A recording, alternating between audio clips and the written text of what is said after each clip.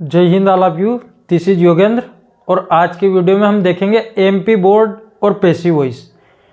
इसका यदि हम रिपीटेशन देखें तो कोई भी साल इसमें चूका नहीं है। हर साल इसको पूछा गया। 2015, 16, 17, 18, 19, 20, 21 के मेरे पास पेपर उपलब्ध नहीं है। एक वर्ष तो इसमें एग्जाम हुई नहीं थी, एक वर्ष का पेपर उपलब्ध नहीं है। 2022 और 2023 हर वर्ष में इसको पूछा गया है।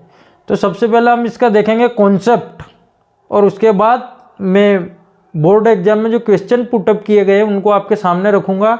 और डेफिनेटली आप कॉन्सेप्ट यदि क्लियर हो जाएगा तो उसको आप खुद हल कर लोगे, सॉल्व कर लोगे। सबसे पहले एक्टिव वॉइस को हम एवी लिखेंगे, पैसिव वॉइस को पीवी लिखेंगे। ठीक है, ये हमारी एब्रीविएशन रहेगी आगे। तो जहाँ कहीं भी एवी लिखा हो उसका मतलब है एक्टिवेशन, एक्टिव वॉइस, और जहाँ कहीं भी पीवी लिखा हो उसका मतलब है पैसिव वॉइस। सबसे पहले हमारा एक्टिव वॉइस, इसमें होगा मान लो सब्जेक्ट आया, वर्ब आई, ऑब्जेक्ट आया। वर्ब से ऐसे ही हेल्पिंग वर्ब, मेन वर्ब दोनों इसमें जुड़ी हुई है। पैसिव वॉइस में क्या होगा, सब्जेक्ट रहेगा, पर ये कहाँ से बनेगा, पीछे से। ऑब्जेक्ट को हम बनाएंगे सब्जेक्ट, और सब्जेक्ट को हम बना देंगे ऑब्जेक्ट। वो गाना सुना होगा आपने बॉलीवुड का, मेरे तेरे मस्त मस्त दो नैन मेरे दिल का ले गए चैन। और अगली लाइन है इसकी, मेरे दिल का ले गए चैन तेरे मस्त मस्त दो नैन। तो वो सेम टू सेम है। ये इसमें सब्जेक्ट को पीछे ले जाना है, ऑब्जेक्ट को आगे लाना है। हेल्पिंग वर्ब, इसमें जो भी हम नियम आएगा वो आगे देखेंगे। हमेशा जो चीज़ हमको कंपलसरी करनी है, हमेशा वर्ब की थर्ड फॉर्म लगानी है, और ऑब्जेक्ट से पहले हमेशा बाय लगाना है। इसका एक अपवाद है, एक नहीं 2-3 अपवाद है, पर एक को हम पढ़ेंगे जो बोर्ड एग्जाम में हमारा पुटअप होता है। एक्टिव वॉइस का हिंदी सेंटेंस, राम क्रिकेट खेला। यानी कि जब हमें सब्जेक्ट को आगे दिखाना हो, सब्जेक्ट पर जोर देना हो, तब हम एक्टिव वॉइस सेंटेंस का प्रयोग करते हैं। जब हमें ऑब्जेक्ट पर जोर देना हो, सब्जेक्ट को गौण करना हो, सब्जेक्ट को हल्का करना हो, तब हम पैसिव वॉइस सेंटेंस का यूज करते हैं। क्रिकेट राम के द्वारा खेला गया। सेंटेंस है राम प्लेस क्रिकेट, इसको बनाना है पैसिव वॉइस। तो ऊपर के जो 3 नियम हम ध्यान रखेंगे, ये क्रिकेट हम ले आए आगे आगे ऑब्जेक्ट, और इस राम को हम ले गए पीछे पीछे, सब्जेक्ट को बनाया ऑब्जेक्ट। नियम कहता है ऑब्जेक्ट से पहले क्या लगाओ, बाय, तो लगा दिया बाय। नियम कहता है हमेशा वर्ब की थर्ड फॉर्म लिखो, प्ले को लिख दिया played. Cricket is played by Ram, ये हमारा पैसिव वॉइस बन गया। अब दिमाग में आएगा कि ये इज कहाँ से आया। बाकी सारी चीजें तो इसमें क्लियर है। ऑब्जेक्ट बना सब्जेक्ट, सब्जेक्ट बना ऑब्जेक्ट, ऑब्जेक्ट से पहले लगा बाय, और वर्ब की थर्ड फॉर्म का इज कहाँ से आया, तो ये आगे भी क्लियर हो जाएगा। नेक्स्ट है एक्टिव वॉइस में कुछ प्रोनाउन आते हैं, तो उनको पैसिव वॉइस में हम सेम टू सेम नहीं लिखते हैं, उनको ऑब्जेक्टिव फॉर्म में लिखेंगे। यदि वो पीछे आते हैं ऑब्जेक्टिव फॉर्म में, तो उनको पैसिव वॉइस में सब्जेक्टिव फॉर्म बना करके लिखेंगे। तो आई जब भी आएगा वी लिखेंगे, वी आई जब भी आएगा उसको मी लिखेंगे, वी को लिखेंगे अस, यू को लिखेंगे यू, ही को लिखेंगे हिम, शी को लिखेंगे हर, इट को लिखेंगे इट, और दे को लिखेंगे देम। नेक्स्ट है एक्टिव वॉइस में हेल्पिंग वर्ब के आधार पर और मेन वर्ब के आधार पर हम सेंटेंस को पहचानेंगे, और किस प्रकार से पैसिव वॉइस में उसमें हेल्पिंग वर्ब लगानी है और मेन वर्ब लगानी है, ये हमको ध्यान रखना है। अभी ईजेएमआर वाला वो जो हमने लगाया था वो यहीं से क्लियर होने वाला है। सेंटेंस में यदि वर्ब की फर्स्ट फॉर्म एस, ईएस या आईएस, या तो ये कंडीशन हो या फिर ये कंडीशन हो, तो पैसिव वॉइस में ईजेएमआर प्लस V3 करेंगे। ईजेएमआर प्लस V1 प्लस आईएनजी रहेगा, ईजेएमआर के साथ बीइंग जोड़ करके V3 करेंगे। अब इसका डायरेक्ट एग्जांपल देखते हैं। He will cut the tree, क्या आया, विल आया और V1 आया, विल आया और विल के साथ क्या आया, V1। अब इसमें ढूंढो विल कहाँ है, ये रहा हमारा विल। चलो आप में से किसी को इसका स्क्रीनशॉट लेना हो तो अब ले सकते हैं, आप स्क्रीनशॉट ले सकते हैं इसका। इसमें विल यहाँ है हमारे पास, और ये वर्ब की फर्स्ट फॉर्म है। या तो विल आता है, सेल आता है, विल आया, वर्ब की first form I. Passive voice क्या बनेगा, तो विल सेल के साथ बी लगाएंगे और V3 लगाएंगे, तो हमारा पैसिव वॉइस बन जाएगा। तो इसमें हम लगा देंगे द ट्री आगे आ गया ऑब्जेक्ट हमारा, द ट्री, इसको लाए हम आगे, ट्री के साथ लगेगा विल, और वो 4 टर्म से कहता है कि विल के साथ क्या लगाना, बी। वर्ब की हमेशा थर्ड फॉर्म, कट की थर्ड फॉर्म क्या है, कट की थर्ड फॉर्म कटी है, और ही को लिखना हमको हिम।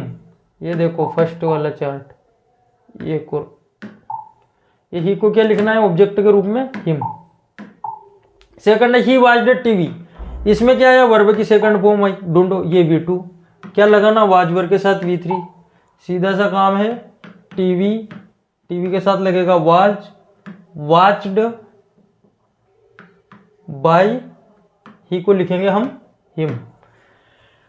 अब कभी किसी सेंटेंस में 2 ऑब्जेक्ट आ जाते हैं, एक तो आता है डायरेक्ट ऑब्जेक्ट जो रहता है अपना नॉन लिविंग थिंग, कोई भी निर्जीव वस्तु रहती है, एक रहता है इनडायरेक्ट ऑब्जेक्ट जो रहता है living thing. He had given me a pen, he had given me a pen. अब इसका अपने को पैसिव वॉइस बनाना है। अब इसमें एक ऑब्जेक्ट ये है, दूसरा ऑब्जेक्ट ये है, किसको आगे लाएं किसको पीछे छोड़ें, ये उलझन रहती है। दोनों तरीके से बन सकता है। मी को जब आगे लाएंगे तो लिखेंगे हम आई, हेड गिवन है, यानी कि उस चार्ट को देखोगे तो आप हेड के साथ लगेगा बिन, गिवन, ए पेन को यही लिखना है, ए पेन, और सबसे आखिरी में लिखना अपने को सब्जेक्ट को ऑब्जेक्ट बना करके, तो हो जाएगा बाय हिम। ये बनाया हमने मी से। ए पेन से कैसे बनाएंगे, ए पेन, इसके बाद पेन के साथ लगेगा हेड, बिन, गिवन। अब जब सजीव ऑब्जेक्ट को हम पीछे रखेंगे तो टू लगा करके रखेंगे, टू मी बाय हिम, ये हो गया, बस दैट्स ऑल। नेक्स्ट है हमारा मॉडल वर्ब। जब भी रहेगी, कैन रहेगा, मे रहेगा, माइट रहेगा, शुड रहेगा, तो इनके बाद हमको बी जोड़ देना है और V3 लगा देना है। I can solve this problem, तो क्या हो जाएगा, दिस प्रॉब्लम, ये ऑब्जेक्ट हम लाए आगे, दिस प्रॉब्लम। कैन लिखेंगे, मॉडल वर्ब के बाद क्या लगाएंगे, बी लगाएंगे, कैन बी, और सोल्व्ड वर्ब की थर्ड फॉर्म SOLVD, और बाय आई को क्या लिखेंगे पीछे पीछे हम, मी, बाय मी हो जाएगा।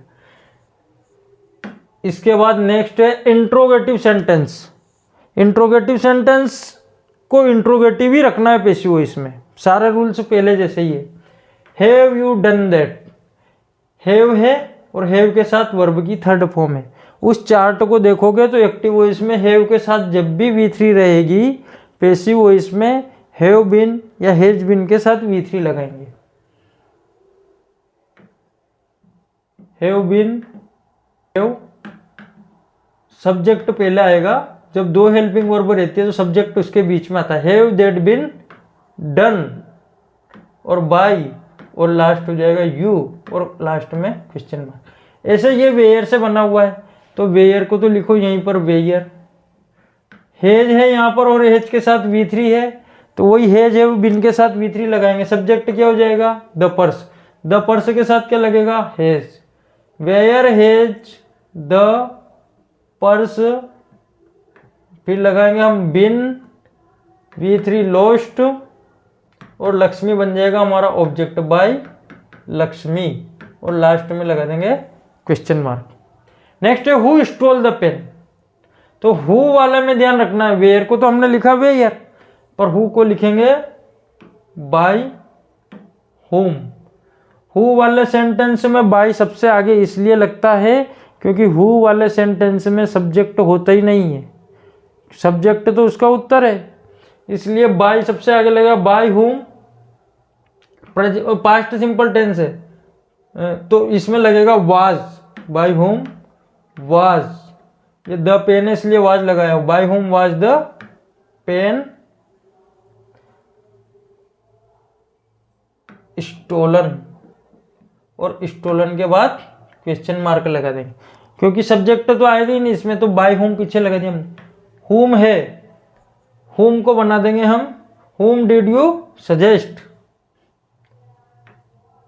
तो हुम को लिखेंगे हम हु डिड है यानी कि लगेगा was, who was suggested,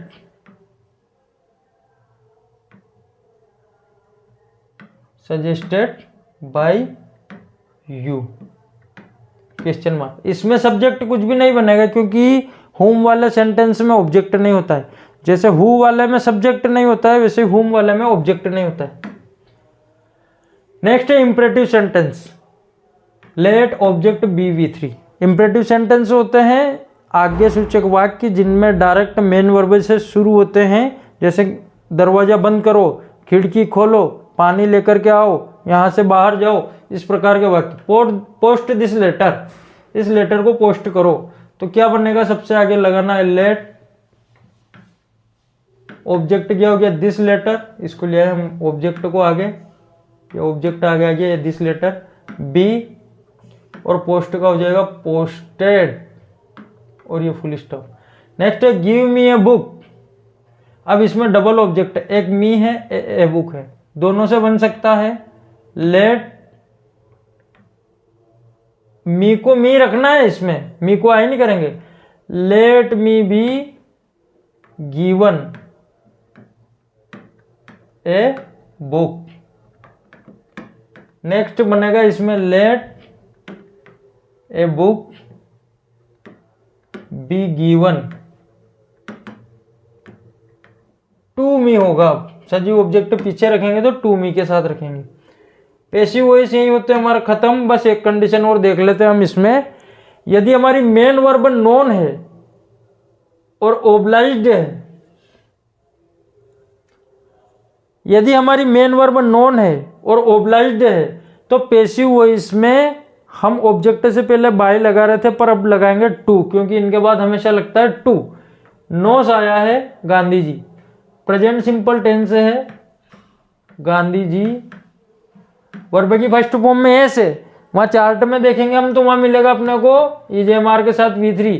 Gandhi ji is known, known के बाद लगाएंगे टू एवरीबॉडी। बस ये हो गया।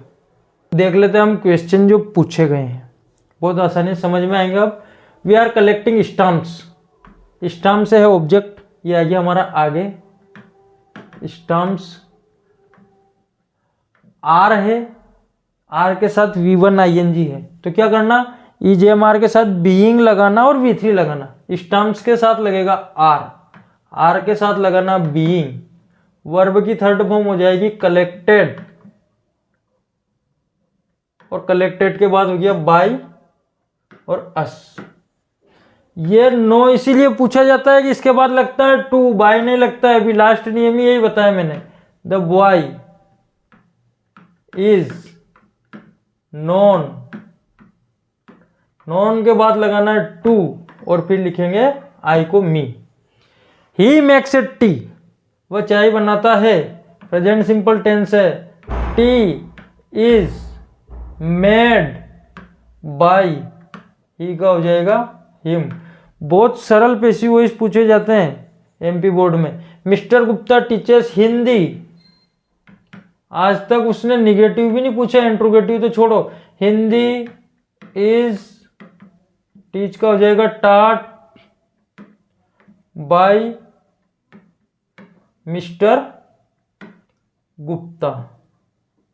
Hindi is taught by Mister Gupta, ये 2018 के बाद 2019। They are playing football, football आगे, फुटबॉल आर है, फुटबॉल के साथ लगेगा इज। बीइंग,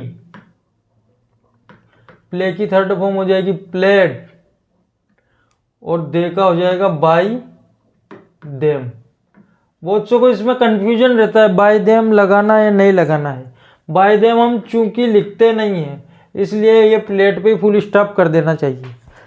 किसी भी एक्टिव वॉइस का subject no one, any one, some one, somebody, anybody, nobody, people और दे होता है तो उसको हम नहीं लिखते हैं जैसे, परंतु इसको यदि आप लिख भी दोगे तो इसको गलत भी नहीं माना जाएगा, परंतु लिखना नहीं चाहिए। ग्रामेटिकल रूल्स तो यही कहता है।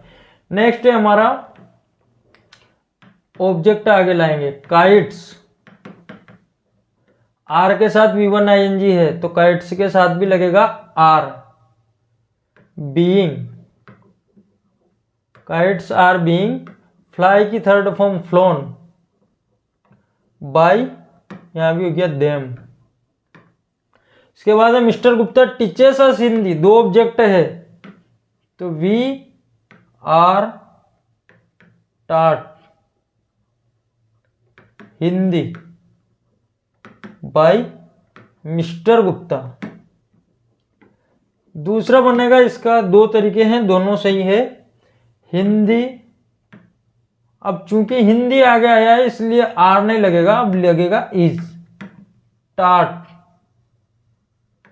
अब ये एस को हमने यही छोड़ा है तो टाट के बाद लगाना पड़ेगा to us by Mister Gupta.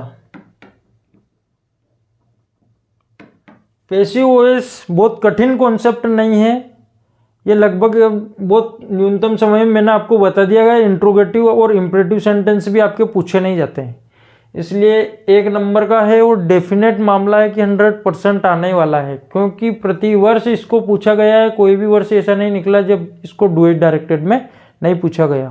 तो आशा करता हूँ आज का पूरा कॉन्सेप्ट आपको समझ में आया होगा, और यदि बोर्ड एग्जाम में यह टॉपिक आता है तो निश्चित रूप से आप 1 नंबर अपना पक्का करेंगे। धन्यवाद, जय हिंद।